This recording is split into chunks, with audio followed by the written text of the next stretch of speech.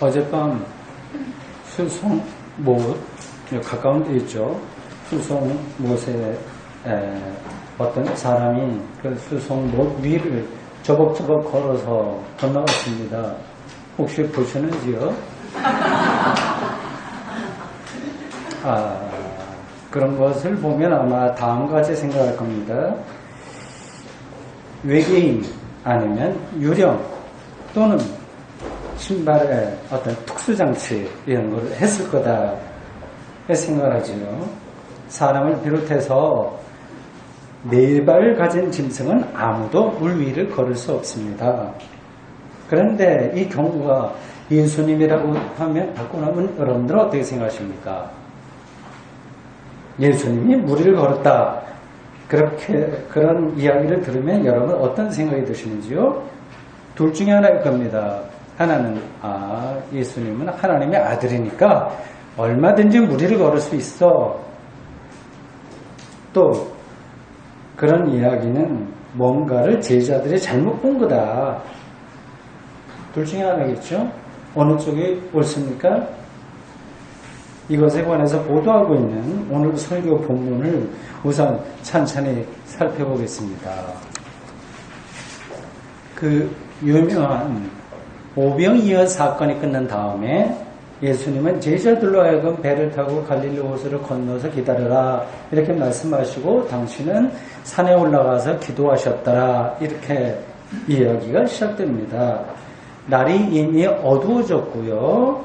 그리고 바람이 크게 일어서 제자들이 타고 있던 배가 앞으로 나가지 못하고 빙빙 돌았던 것 같습니다. 제자들 중에는 어부들이 여러 명 있긴 했는데 그래도 이 돌풍이 하도 심하니까 이 문제를 해결하지 못한 것 같아요. 그런 상황이 밤새도록 반복되었습니다. 새벽이 가까울 때쯤에서 예수님이 이 호수를 위를 걸어서 이렇게 힘들어하고 있는 제자들의 그 배에 가까이 오는 것이 보였습니다. 그 순간에 제자들이 얼마나 놀랐을지 상상이 갑니다. 마태복음 기자는 26절, 27절에서 그 상황을 다음과 같이 설명합니다. 제자들이 그가 바다 위로 걸어오심을 보고 놀라 유령이라 하며 무서워하여 소리 지르거늘 예수께서 즉시 이르시되 안심하라 나니 두려워하지 말라. 호수 위를 걸어오시는 예수님을 보고 유령이다 이렇게 이야기한 제자들의 말은 옳습니다. 유령 아니면 그게 안 되는 거예요. 이러한 이야기를 읽을 때마다 우리는 조금 이 성경 이야기를 어떻게 받아들여야 되나 이렇게 당혹스러워지고 좀 고민이 됩니다. 상식적으로 말이 되지 않는 이야기를 무조건 믿을 수 없고요. 그렇지 않습니까? 그렇다고 해서 성경이 전하는 것을 믿지 않는다고 이렇게 말하기도 어렵습니다. 어떻게 해야 될까요? 이럴 때는 확실한 것부터 천천히 확인해 나가면 됩니다. 가장 확실한 것은 마술을 통해서 사람을 속이거나 일부러 거짓말하는 경우가 아니라고 한다면 사람이 물 위를 걸을 수 없다고 하는 사실입니다. 부력을 이용해서 수영은 할 수 있지만 물 위를 두 발로 걸을 수는 없습니다. 이건 명백한 사실이에요. 창조 원리입니다.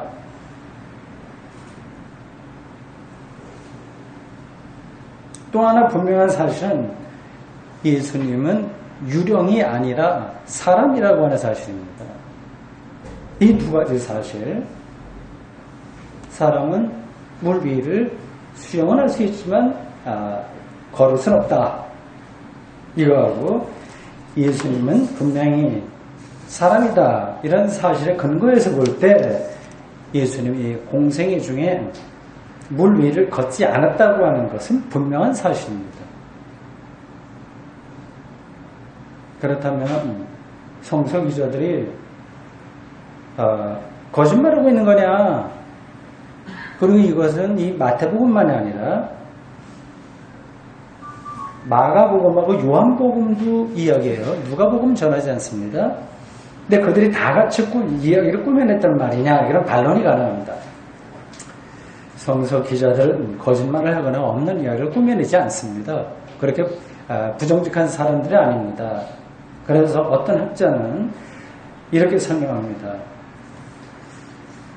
예수님이 실제로 무리를 걸은 게 아니라 호숫가 옆을 걸었는데 밤새 풍랑과 싸우느라 정신을 차리지 못하던 제자들이, 그리고 당시도 많이 이제 물결이 일었을 테니까요, 물 위를 걸은 것으로 착각했다고 하는 겁니다. 이렇게 설명하는 학자들이 있습니다. 또 하나의 설명은 다음과 같습니다. 복음서에 나오는 예수님에 대한 이야기는 모두 기억과 구전에 의한 것이기 때문에 원래 일어났던 사건의 실체와는 조금씩 다를 수 있다. 그걸 감안해서 읽어야 된다. 그럼 이러한 학자들의 설명이 우리가 이 이야기를 이해하는 데 약간의 도움을 주기는 하지만 결정적으로 중요하지는 않습니다. 왜냐하면 예수님이 물 위를 걸었냐, 걷지 않았느냐, 그 여부가 여기서 핵심 사안이 아니기 때문입니다. 예수님이 물 위를 걸으셨다는 분, 정말 신통한 능력이 있는 분이야 하고 생각하는 건 성경 읽기에서 초점을 빗나간 겁니다. 본문이 말하려고 하는 핵심은 무엇일까요?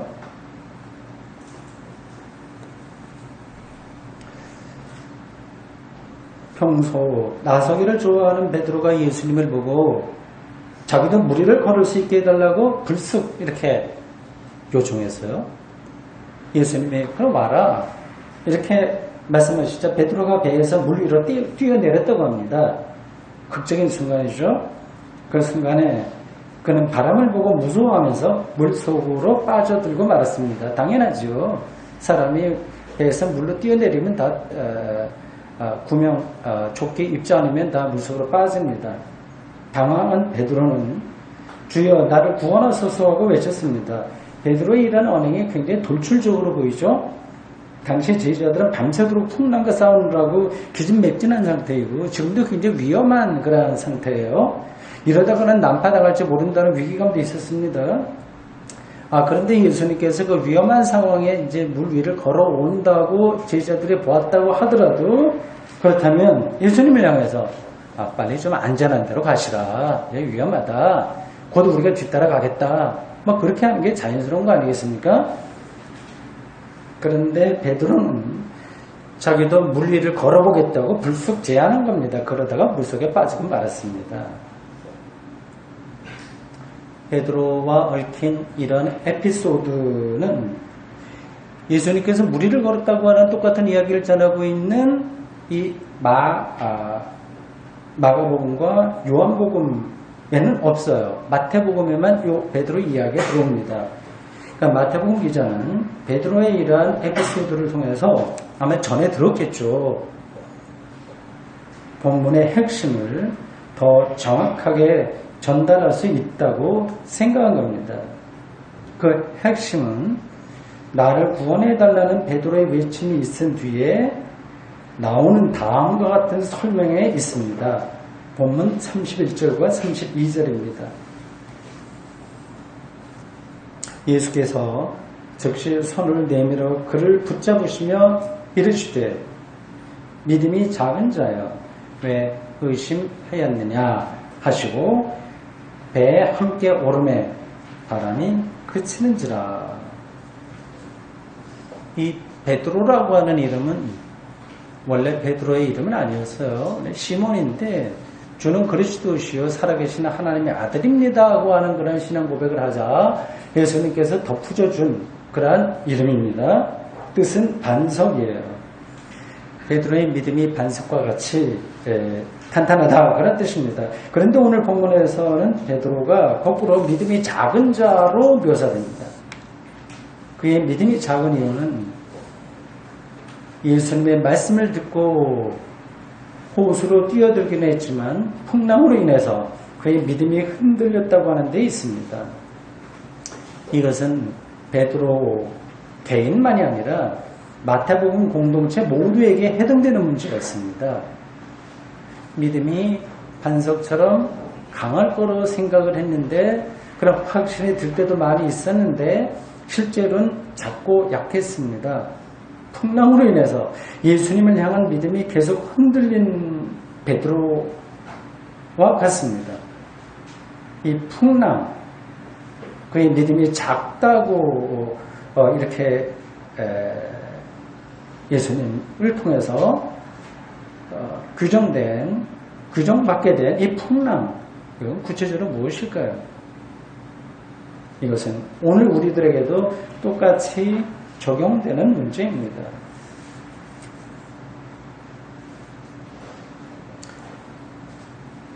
몇 가지로 볼 수 있는데 다음과 같습니다.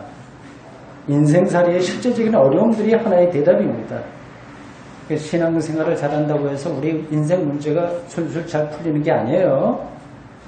어려운 일들은 부단히 일어납니다. 병들고 실업자가 되기도 하고 배신당하고 큰 사고를 당해서 다치거나 죽기도 하고 가족이 그런 일을 당하기도 합니다.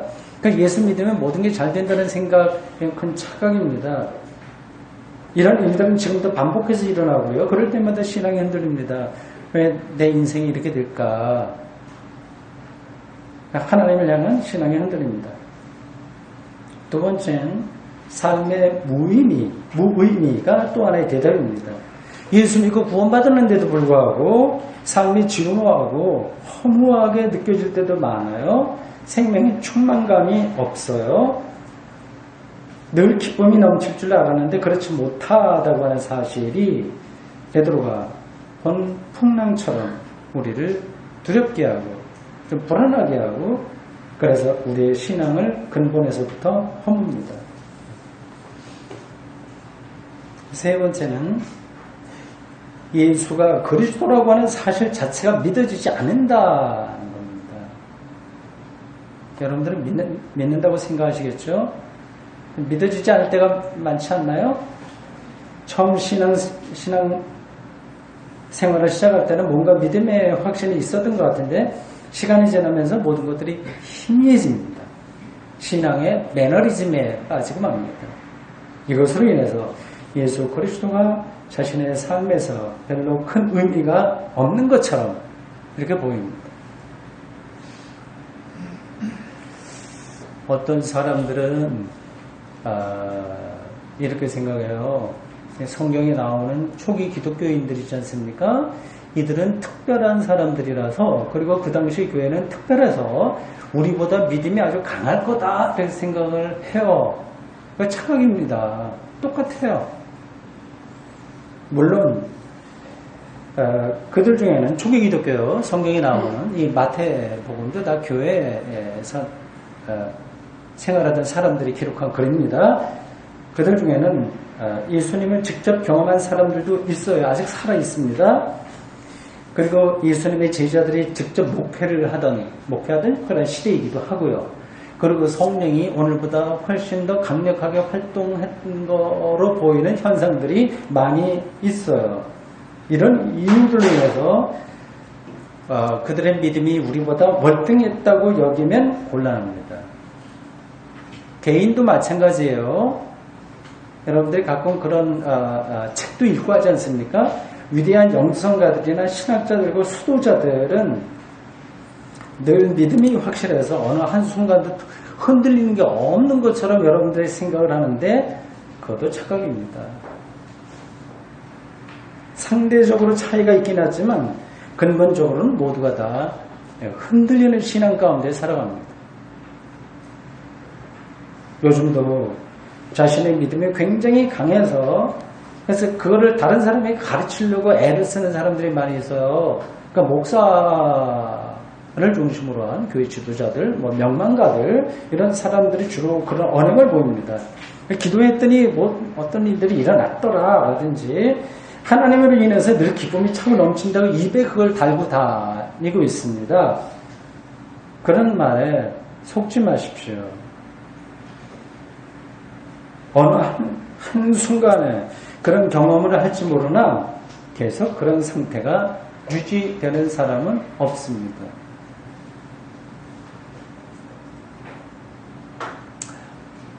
이런 것들은 신앙만이 아니라 우리의 삶에서도 마찬가지예요.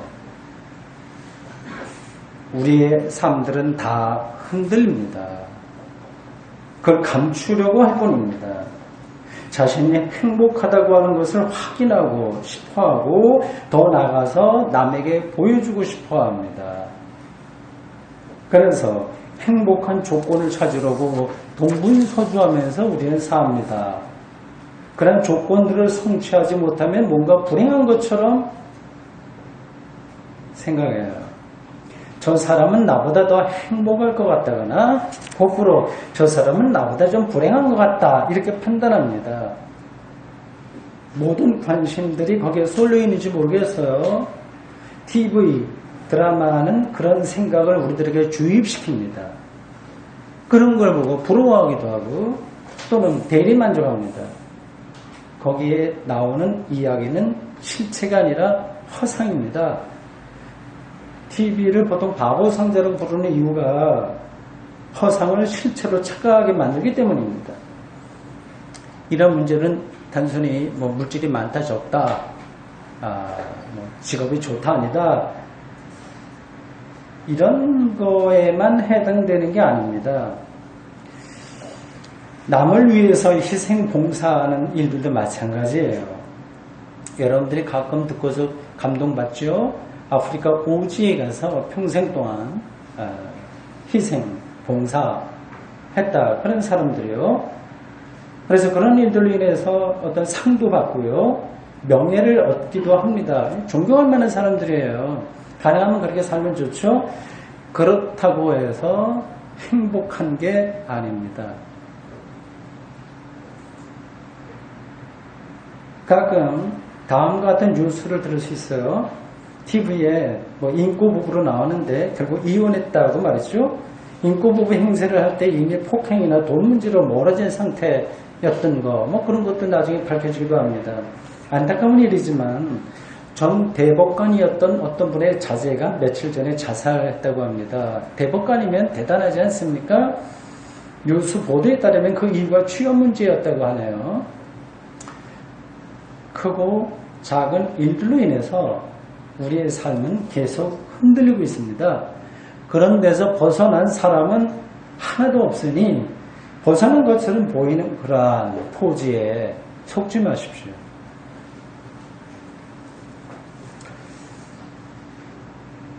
물속에 빠진 베드로의 손을 잡으신 예수님은 그를 향해서 왜 의심하였느냐 믿음이 작은 자여 이렇게 말씀하셨어요. 의심이라고 하는 것은 믿음이 작은 사람의 영적인 태도입니다. 원래 이 단어의 헬라어 뜻은 두 가지 길을 동시에 가려고 하는 마음이라고 합니다. 두 가지를 같이 가려고 하는 거예요.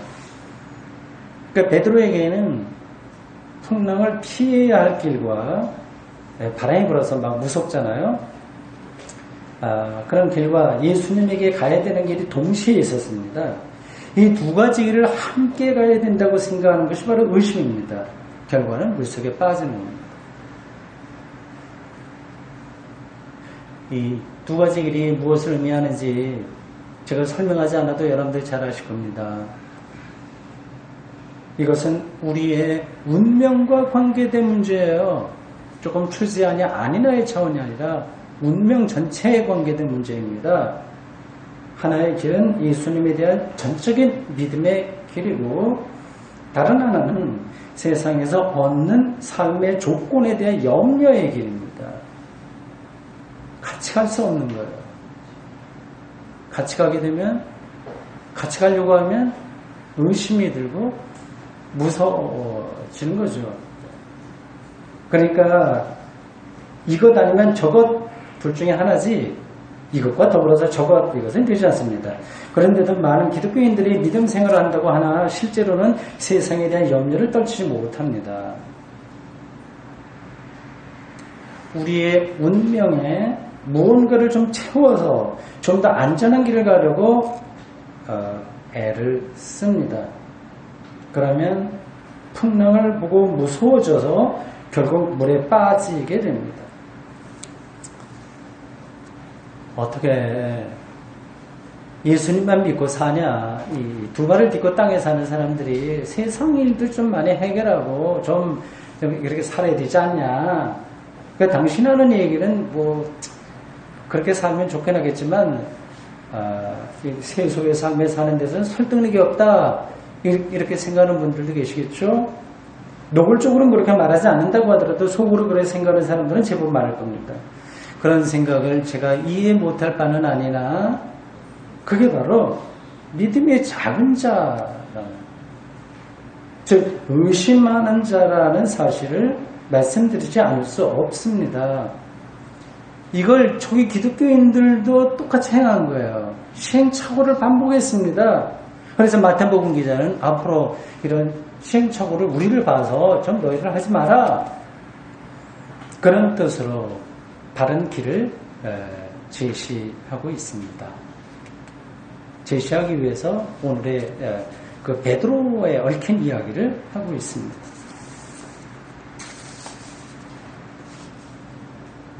그것은 예수님에 대한 전적인 믿음의 길로 나서라는 것입니다. 많이 들은 이야기죠. 뻔한 이야기죠. 물에 빠진 베드로는 주여 나를 구원하소서 하고 외쳤어요. 물속에서 베드로가 할 수 있는 일은 아무것도 없었습니다. 그는 절대적으로 무기력한 절체절명의 상황에 빠진 거예요.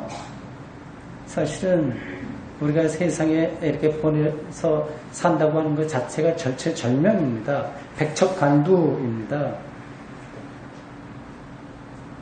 사람은 자기 스스로 구원할 수 없습니다. 구원은 밖에서 와야 됩니다. 예수님이 베드로의 손을 붙들고 말씀하신 다음에 배에 오르자 곧 풍랑이 그쳤다. 이렇게 마태복음 기자가 설명합니다. 예수님을 전적으로 의존할 때만 구원이 임하고 이게 아주 실질적으로 들리기를 바라는데요.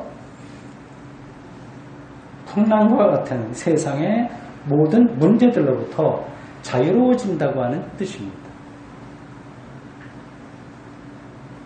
속으로 다 아멘을 하시겠죠? 결국 기독교 신앙에서 핵심은 예수와의 관계입니다. 그에게 자신의 운명을 완전히 맡길 수 있느냐 하는 것이 관건입니다. 그게 안 되면 우리는 의심하는 사람이 될 수밖에 없어요. 두 가지를 같이 가려고 애를 쓰는 겁니다.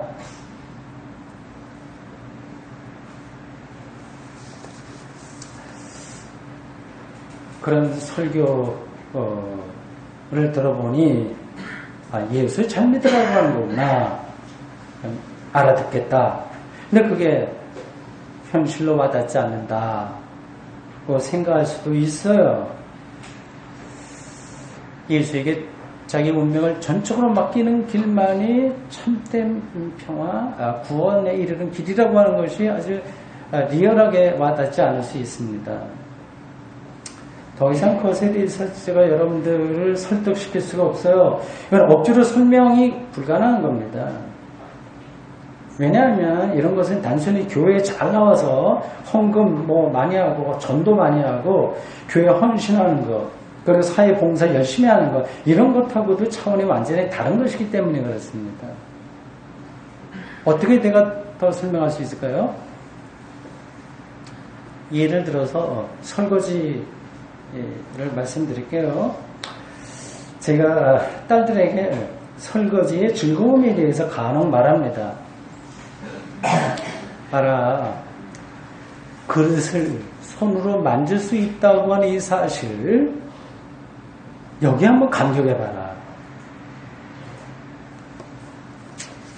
손과 수세미와 세제와 그릇 사이에서 요종처럼 움직이는 물을 세심하게 관찰하면서 그것을 존재론적으로 느껴봐라. 그러면 설거지 행위와 자기가 일치되는 기쁨을 발견할 것이다 고 말이죠. 제가 설거지 영성이라고 그렇게 그럴듯하게 이름 붙이는 이런 말들이 딸들에게 전달됐을까요? 아버지 말이니까 저 석재 설거지는 가끔 하겠지만 즐거움까지는 모르겠다. 아마 그렇게 생각하겠죠. 신앙도 마찬가지입니다. 마음에 와닿지 않으면 그 세계가 눈에 띄지 않으면 어쩔 수가 없는 거예요. 그 의심이 많으면 무서움이 많아지고 무서움이 많아지면 물속에 빠집니다. 지금 우리는 어떤 상태인가요?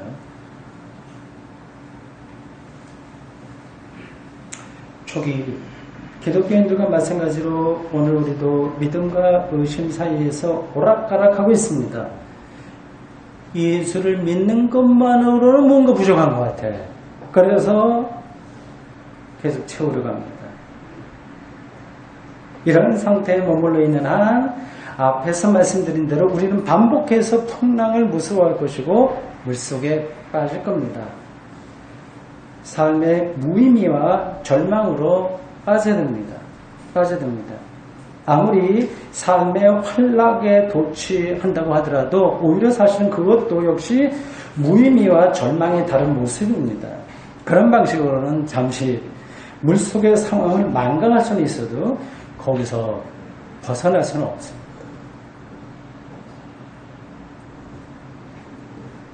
사랑하는 성도 여러분, 우리의 삶과 구원이 우리 인생살이가 꽤 복잡한 것 같지만 사실은 아주 단순합니다. 그것은 하나님과의 관계에 따라서 결정되기 때문입니다. 하나님과의 관계는 곧 예수님과의 관계입니다. 여러분은 물속에서 나와 예수님과 함께 배에 오르신 경험이 있으신가요? 그리고 그 경험을 지금도 생생하게 기억하고 계신가요? 예수님을 통해서 하나님께서 이루신 생명과 구원의 약속을 의심하지 않고 온전히 믿을 때 여러분의 인생에서 바람이 그치고 영혼의 평화가 은총으로 주어질 것입니다. 아멘. 주님, 오늘 저희들 2000년 전 마태복음 기자가 전해준 예수님의 물리를 걷는 그리고 베드로와 얽힌 이야기를 전해 들었습니다. 믿음이 작은 자여 왜 의심하였느냐는 말씀이 바로 우리 자신을 향한 것이라는 사실을 다시 한번 확인합니다. 두 가지 마음을 품고 사는 게 아니라 오직 한 가지 예수에게 우리의 현재 삶과 죽음과 미래까지 포함한 전체 운명을 온전히 맡기고 사는 저희들 되도록 저희들에게 은총을 허락해 주십시오. 예수님의 이름으로 기도합니다. 아멘.